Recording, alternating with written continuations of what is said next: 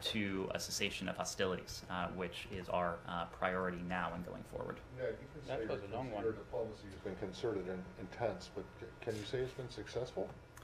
Matt, There, or Sudan, or Lebanon, or Yemen? Matt, it is. Can you? I'm not one to blame the U.S. for all the world's ills, but for you're the one who's just come out and given a 5-minute list of all the meetings that have been going on. And has the situation gotten better or worse since this administration took office and began its intense diplomacy? I was just asking where he was now. That's right. Exactly. You know, it wasn't the question. You decided to do it. So has it been successful? I was asked about his activities, so I thought it was prudent to answer the question and talk about. Has the administration's concerted and intense diplomacy? Has this administration's concerted diplomacy solved a problem that predates this administration? No, that doesn't matter. It absolutely does matter, Matt. No, it matters. I mean, Matt, you've been in office for 8 months, and you're talking about how important this is, and how much effort and time and money Matt, you put into it. And I just want to know, can you say that it's successful or not? What matters, Matt, is that we have been engaged on this. We, as I said before, see a window of opportunity here. The United States is engaged. We are working with Ethiopian authorities as well as with the countries in the region. Why don't we come back to this in the coming days when this diplomacy will have been ongoing, and we can point to progress.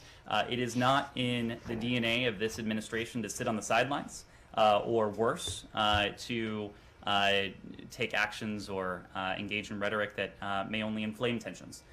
So it is very much in our DNA to be engaged constructively, to work with our international partners, to try and put an end to the suffering, to the violence, to the humanitarian emergency that has afflicted the people of Tigray and other regions of Ethiopia. Andrea.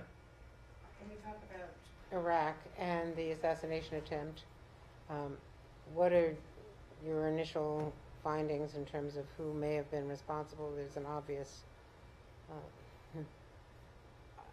neighbor that had sponsored militia attacks before, and how that might affect other diplomatic. Well, when it comes, will there be another U.S. response? Will there be a U.S. response? When it comes to the culpability, there is an Iraqi investigation that's underway. We are going to defer to the Iraqis for the progress of that investigation. We have made very clear, Secretary Blinken has made very clear, President Biden has made very clear in his statements that the United States stands ready to assist in any and every way we can with the Iraqi investigation should they request our assistance. But broadly, and to come back to your question, we are outraged and we strongly condemn the attack on Iraq's prime minister.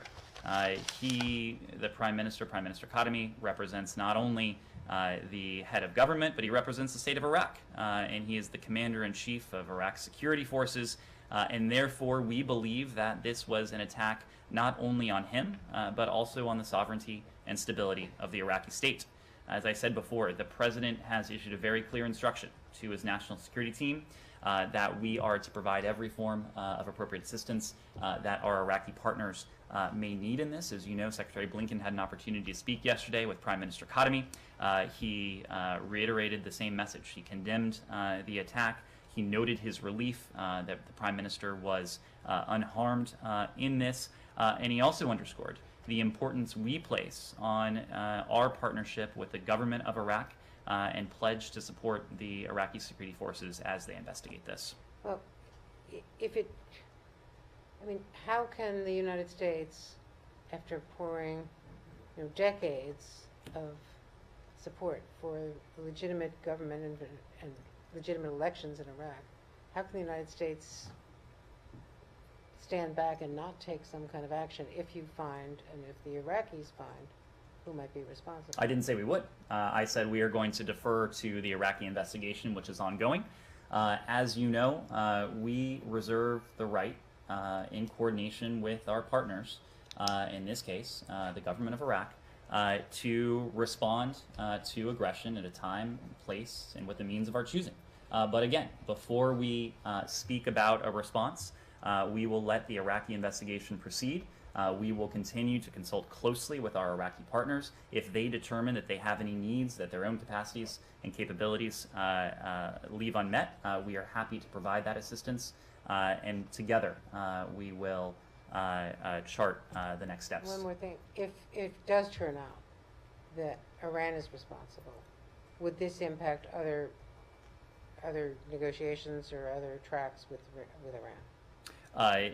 Again, I'm not going to engage in a hypothetical about who may or may not be responsible. You are correct that we've seen a number of attacks that have had links to Iran-backed groups. But when it comes to this attack, we're going to let the investigation play out.